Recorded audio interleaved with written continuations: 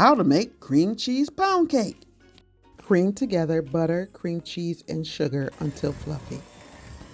Add eggs one at a time, mixing well after each addition. This ensures that the ingredients are evenly incorporated. Stir in vanilla extract, almond extract, and salt.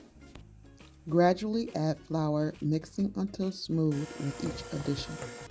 Cream cheese pound cake has a creamy batter because of the high fat content and smooth texture of the cream cheese.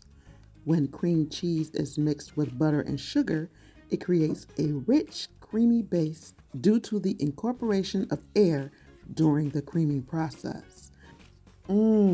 Wish you could try it? Here, I saved you a link.